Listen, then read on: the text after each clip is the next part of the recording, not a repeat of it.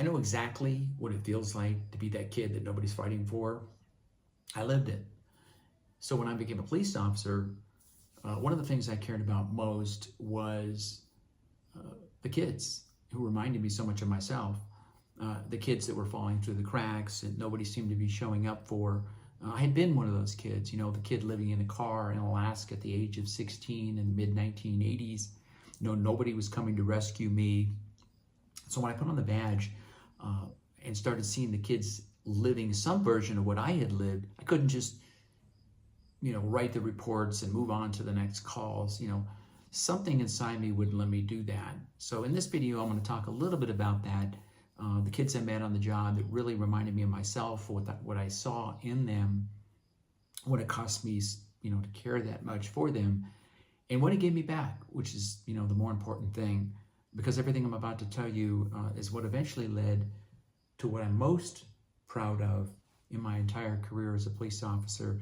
And that video is coming next week. So yeah, definitely come back and check that video out. So for today, what I want to talk about is, the kids that I saw, like I said, kids that were in gangs, kids that were, around domestic violence, kids that were around drugs and alcohol, those sorts of things. Either they were doing them themselves, or their parents were doing them, or it was, a combination of both, whatever, or they had, poor influences around them, poor examples around them, whoever it might be.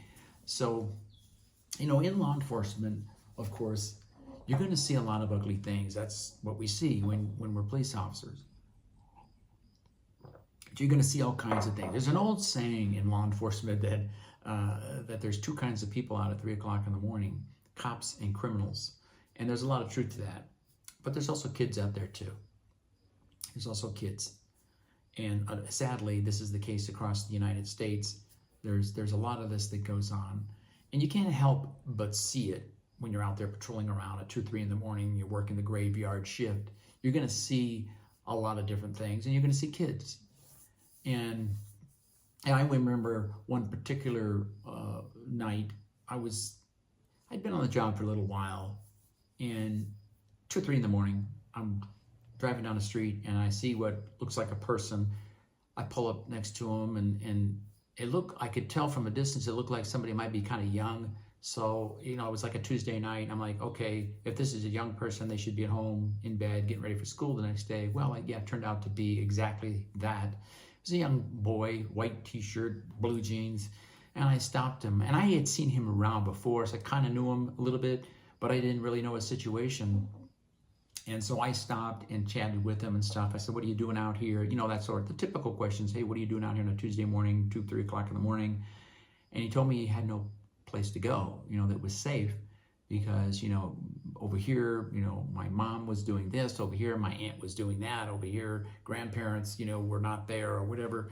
But he didn't feel safe, or didn't feel like he had any safe place to go for the night. He kind of ping-ponged around, went to the home. He had a lot of family in the area. He went to the home where there was no chaos that particular night. And that's kind of what he was looking for that night, or at least that's what he told me anyway.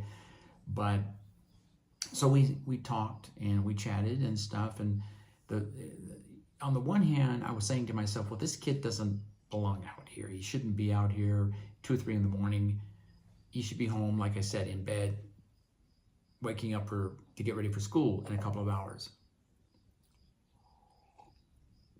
On the other hand, I understood it. I got it.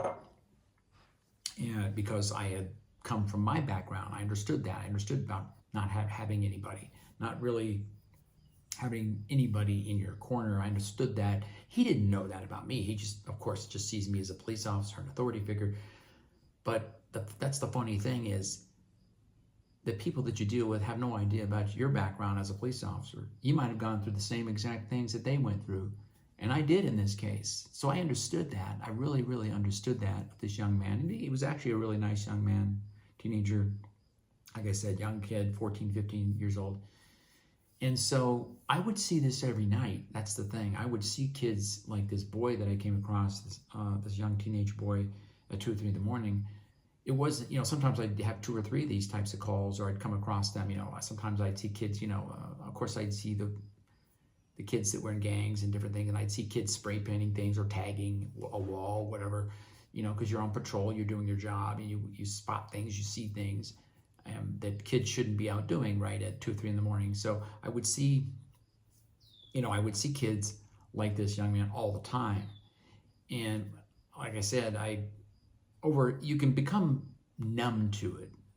And I think that's one of the hard things about law enforcement, is that over a period of time, you become hardened and you become numb to everything, because it's either that or you just kind of melt, because it's just too hard to see all the carnage and the ugliness, how people treat one another. So I think a lot of times law enforcement officers, they just compress it, and it's probably the reason why their longevity is not very good, because they just keep it all inside, just simply put. And I was one of those guys, but after seeing this situation time and time again, these kids out there, understanding, like I was looking at myself, I just couldn't sit back and do nothing. Like I said, it planted a seed. That's what it did. It planted a seed in me. And I understood at that moment that when, you see this time and time again, it starts to pull on your heartstrings. You're like, man, there's got to be something we can do about this. There's got to be something. Something can be done. Something. Anything. Something. And so that seed that was planted, I didn't really know what it was. It was kind of just there. It was like stuck in my craw, as we used to say in the old days. Nobody says that anymore, I don't think. Maybe people in their 70s and 80s, But that's the best way I can describe it. It was just kind of stuck there in my craw, and I couldn't get rid of it. It was on my heartstrings. It was pulling, and I was like, that's it, I understood at that moment, really, that I wanted to help the kids that nobody else would. Because that's what I saw. That's what I was seeing. All I saw was adults being irresponsible, uncaring because they were, like I said, on drugs or alcohol or this or that, or they had problems. They just couldn't get their lives together for these kids. And that bothered me. It bothered me, It really, really bothered me.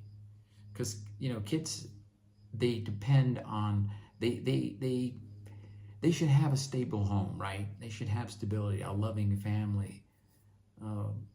God knows they need that. We all need that. But like myself, I didn't always have that. And these kids certainly didn't have it that I was, working for in their community. They didn't have it. It didn't exist. So the seed really came to fruition in the form of a program, and that I started to think about developing, and this is part of the story that I'm most proud of, which I really don't like to use the word proud, because I see it more as God gave me the opportunity at the right place at the right time with the right kids, the right people. So it was really, I consider that God put me in that spot at that time for that purpose. And there was a purpose for me being there. There was no doubt about it. So next week, I'm going to tell you exactly what I built. It's a program that I started really with just one idea, and I built it, like I said, into this big program that I believe changed the lives of 60, 70, maybe 80 kids, probably more than that. And that's going to be next week. So if you haven't been following my story, you can watch the playlist up here. I'll put it up here. It's an ongoing story from my time in Alaska in the mid-1980s, living in the car by myself and all that. So I'll put that playlist up there. Definitely check that out so that you're kind of caught up right up to the present time. I just so appreciate you watching. I can't thank you enough. If you do enjoy the content, gently tap the like button. My goofy jovial side's coming out now. So definitely tap that like button if you like the content. And like I said, we'll see you next week. I so appreciate it. Love you. God bless. See you real soon.